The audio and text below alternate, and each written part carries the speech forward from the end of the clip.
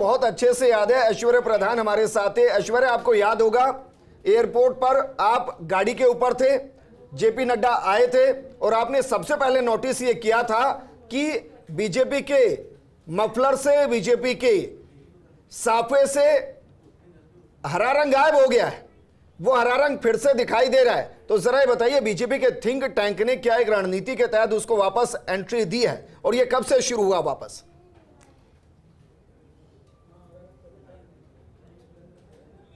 देखिए विजेंद्र, यहाँ पर गुलाबी नगरी में केसरिया और हरा दोनों रंगों को शामिल करने की कोशिश की जा रही है, क्योंकि अभी बीजेपी के जो दुपट्टे हैं वो दो तरीके के दुपट्टे आते हैं। एक तो दुपट्टा जो आता है।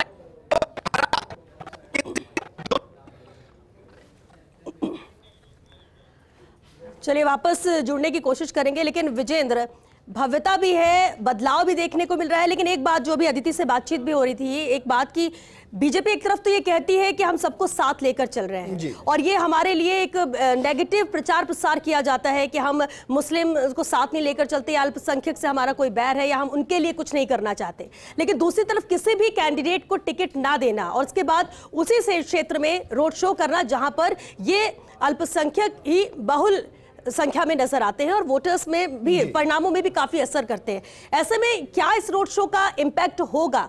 क्या रणनीति यहाँ पर रही होगी यहाँ रोड शो करने की? और साथ ही साथ अगर इन दोनों बातों पर हम गौर करें तो देखिए, अदिति ने जिक्र किया कि ये जो हरा रंग है वो 23 के लिए नहीं है, 24 के लिए, क्योंकि सबका साथ सबका विकास प्रधानमंत्री को 24 में चाहिए।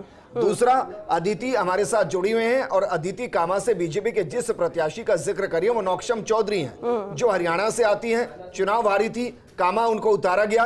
तो इंटरनली एक संदेश गया, क्या नौक्षम मुस्लिम कैंडिडेट हैं, अगर मुस्लिम को उनको दिया गया तो फिर यूनुस खान को टिकट क्यों नहीं दिया गया? फिर एक बड़ी एक्सप्लेनेशन आई।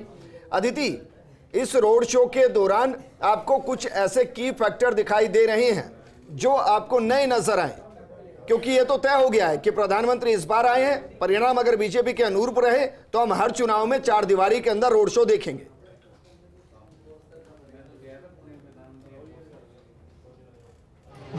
देखिए, अगर 3 तारीख को परिणाम जो हैं बीजेपी के पक्ष में होते हैं तो उसका इस रोड शो का बहुत बड़ा योगदान होने वाला है। विजेंद्र, आपने कभी भी परकोटे को इतना खूबसूरत नहीं देखा होगा, इतना एनर्जी से भरा हुआ नहीं देखा होगा। युवा यहाँ पर है, महिलाएं यहाँ पर हैं, ये एक फैक्टर जो मध्य प्रदेश में इनको जीत की आस बढ़ाती है भाजपा की। वहाँ पर भी चुनाव हो चुका है लेकिन अभी भी क्लैरिटी नहीं आई है, लेकिन भारतीय जनता पार्टी को केवल एक बात पर विश्वास है, महिला वोटर, आधी आबादी। यहाँ पर भी कार्यकर्ता महिलाएं भी हैं, तो लड़कियां भी हैं, तो बच्चियां भी हैं और सब लोग नरेंद्र मोदी की लोकप्रियता इतनी ज्यादा है कि उनको देखने आए। तो जैसे भी परिणाम होंगे, प्रधानमंत्री नरेंद्र मोदी ने ये जो शो है इसको कैप्चर कर लिया है, उसके शो स्टॉपर रहे हैं। अब बात आती है, ये सारा जो इलाका है, परकोटे की 8 सीट्स, एक तो जयपुर एक बड़ा मैसेज है कि जयपुर कितना ताकतवर है उस पार्टी का। अक्सर कहा जाता है मेवाड़ है तो आपकी सीट है राजस्थान में, लेकिन जयपुर बहुत महत्वपूर्ण है 2024 के लिए भी। ऐसे में देखिए, अब यहाँ पर आदर्श नगर पिछला इलाका है, वो हिंदू मुस्लिम सीट हो गई है।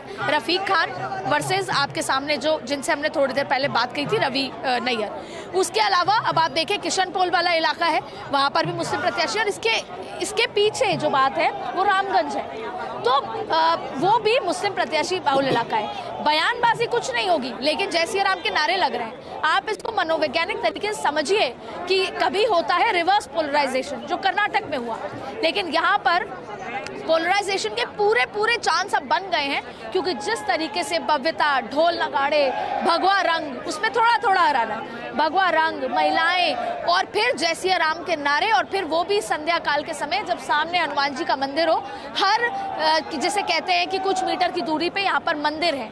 तो आप उस चीज को समझ सकते हैं कि ये इम्पैक्ट केवल इस 19 सीटों का नहीं है। प्रधानमंत्री का ये रोड शो जो ड्रोन से कवर किया जा रहा है, जो कुछ देर बाद आपको सोशल मीडिया पर ये सड़कों पर ये सैलाब नजर आएंगे, ये मन मस्तिष्क में इफेक्ट करेगा, चाहे फिर वो बाड़मेर के जो वोटर्स हैं उनको भी, चाहे फिर वो बीजेपी बहुत अच्छे से समझते हैं और बीजेपी पूरे तरीके से एक प्रोफेशनल पार्टी है और कागजों पर प्रॉपर काम होता है, आंकड़ों पर काम होता है और ये विश्लेषण होता है कि भाई सभाओं से ज्यादा इंपैक्ट हो रहा है या रोड शो से हो रहा है। मैं देख रहा हूं कि ये दोनों चीजें बराबर हो गई हैं। प्रधानमंत्री जितनी सभाएं कर रहे हैं उसी अंदाज में सीटों को रिफ्लेक्ट करने के लिए रोड शो करें। क्या कोई बीजेपी के अंदर इंटरनली ये एक्सपेरिमेंट हुआ है या कुछ आंकड़ा आया है कि प्रधानमंत्री अगर रोड शो करेंगे तो इंपैक्ट ज्यादा आएगा?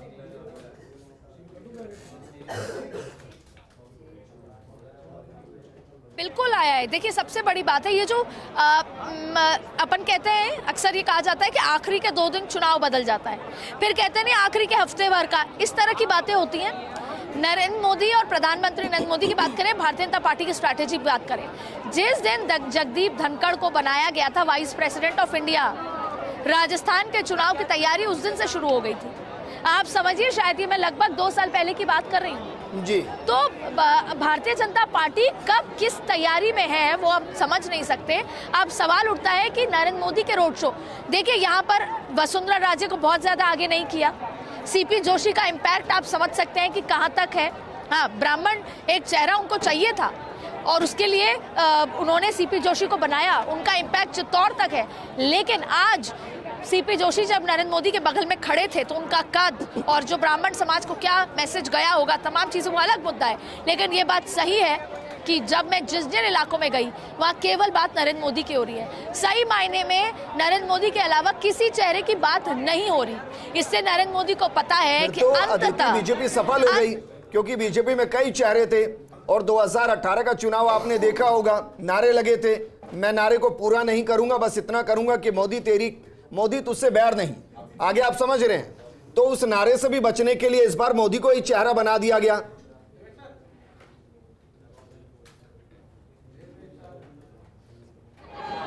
और सबसे बड़ी बात है, बिल्कुल आपने सही कहा, एक तो ये क्लियर हो चुका है, कर्नाटक चुनाव तक तो ये था कि नरेंद्र मोदी का चेहरा, फिर राजस्थान का चुनाव आया, सबको साथ लेके चलना था, येदियुरप्पा वाली गलती नहीं करनी थी। इससे ये कहा गया कि नरेंद्र मोदी का नेतृत्व और कलेक्टिव लीडरशिप, कलेक्टिव चेहरे, यही वजह है कि सीपी जोशी, गजेंद्र सिंह शेखावत, राज्यवर्धन सिंह राठौड़, राजेंद्र राठौड़, दिया कुमारी, वसुंधरा राजे, अर्जुन राम मेघवाल, ऐसे तमाम नाम, सबको ये है कि कहीं ना कहीं लॉटरी लग सकती है।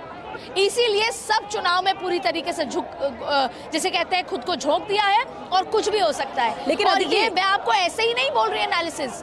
आज से 5 दिन पहले मैं बीजेपी के एक बड़े लीडर के साथ बैठी थी, उन्होंने कहा था, श्वेता, काफी महत्वपूर्ण बात उन्होंने ये बात कही। जब हमने पूछा कि चेहरा कौन है आपका, तो वो हंस के बोले हमारे पास बहुत चेहरे हैं और सब चुनाव जिताने में लगे हुए हैं, क्योंकि ये नहीं पता कि कब किसकी लॉटरी खुल जाए। तो आप समझ सकते हैं स्ट्रैटेजी की बात। फिर भी ये पता है इंटरनल उस तरीके से कि एक दूसरे को हराने में भी लग सकते हैं। इसलिए नरेंद्र मोदी ने मध्य प्रदेश का चुनाव खत्म होते ही ताबड़तोड़ रैलियां, रोड शो। दरअसल प्रधानमंत्री नरेंद्र मोदी को पता है कि एंड में मुझे संवाद करना है, आंखों से आंखें मिलानी है और अपनी बात को रखना है। और फिर कांग्रेस ये गलती करती है, ये अच्छा, ये कांग्रेस की स्ट्रैटेजी है कि जब आप उसको ये कह देते हैं, जैसे आज राहुल गांधी ने कहा कि पीएम का फुल फॉर्म क्या है, तो या फिर ये कहा कि वो झूठ के सरदाना है, कहीं ना कहीं ये भी नरेंद्र मोदी के पक्ष में आकर हमेशा खड़ा होता है। और अब देखना होगा कि लेकिन अदिति, एक बात है, जब भी हम डिबेट करते थे, डिस्कशन होता था, तो बीजेपी कांग्रेस के लिए तो सवाल उठते थे कि 2 धड़े में बटी हुई है। बीजेपी के लिए आप अक्सर ये बात कहती थी और बयानों में भी नजर आता था कि इतने सारे चेहरे हैं, सब आपस में ही लड़ रहे हैं, तो अंदरूनी तौर पर भी कुछ ठीक नहीं है। क्या मध्य प्रदेश, छत्तीसगढ़ से इतर राजस्थान को लेकर स्ट्रैटेजी बनाई गई है और क्या एक क्लीन मैसेज दे दिया गया है कि वाकई में सब एकजुट होकर आ रहे हैं और पीएम मोदी ही सामने है, अंदरूनी तौर पर कोई किसी को नुकसान नहीं पहुंचाएगा, सिर्फ जीत के लिए सब लड़ रहे हैं? क्या ये बदलाव बीजेपी में हुआ है इन प्रचार प्रसार के दौरान? इन आखिरी पलों की भी बात कर ले तो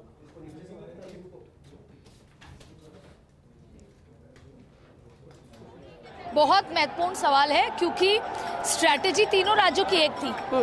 आज से मैं एग्जैक्ट अगर तारीख बताऊं, 23 फरवरी 2020, कोरोना काल का समय, वसुंधरा राजे को बुलाया गया दिल्ली और उनको 3 बड़े मंत्रालय ऑफर किए गए 2020, और हम 2023 में खड़े हैं। तो चुनाव की तैयारियां तब से हो गई थी। उनको ये कहा गया था कि या तो आप विदेश मंत्रालय ले लीजिए, या आप डिफेंस मिनिस्ट्री ले लीजिए, आप या फिर जो मंत्रालय आप चाहते हैं ले लीजिए। वो उनको दिल्ली बुलाना चाहते थे, मैडम नहीं गई क्योंकि उनको 2023 का चुनाव दिख रहा था। ठीक वैसे ही शिवराज सिंह चौहान को 1 नहीं 2 नहीं 3 बार ऑफर किया गया कि आप दिल्ली आइए, वैसे ही रमन सिंह को, लेकिन तीनों नेता नहीं माने। नई लीडरशिप खड़ी करनी है। कई बार ऐसा हुआ जब जैसे कि पहली लिस्ट आई, 41 नाम अनाउंस हुए और सब कुछ बिखर गया, नेगेटिविटी हो गई, बगावत शुरू हो गई। फिर भी दिल्ली को पता है, क्योंकि इसका एक ही कारण है, अशोक गहलोत वर्सेस सचिन पायलट अभी भी है, भले ही कारपेट के अंदर है। वैसे ही यहाँ पर जितने भी मैंने नाम लिए कि दिस वर्सेस दिस ये है, लेकिन अंडर द कारपेट है। लेकिन भारतीय जनता पार्टी का जो आला कमान है वो सशक्त है। सभी को पता है कि अगर आला कमान को ये समझ आ गया कि हम कहीं किसी भी तरीके से चुनाव हराने में संलिप्त हैं, तो हमारा पॉलिटिकल करियर खत्म। लेकिन अदिति, सस्पेंस जहां होता है ना सियासत में, वहां स्कोप होता है। बाहुबली देखी होगी आपने। बाहुबली 2 इसलिए सुपरहिट हो गई क्योंकि 2 साल तक लोग यही पूछते रहे कि कटप्पा ने बाहुबली को क्यों मारा। कहने का मतलब यह है कि प्रधानमंत्री मोदी तो यहां के मुख्यमंत्री होंगे नहीं। अगर राजस्थान में बीजेपी की सरकार बनती है तो सबके कार्यकर्ता इसलिए भी एकजुट हो गए होंगे कि क्या पता प्रधानमंत्री मोदी के पीछे उनका ही नेता खड़ा हो जो फ्रंट फुट पर आ जाए चुनाव जीतने के बाद।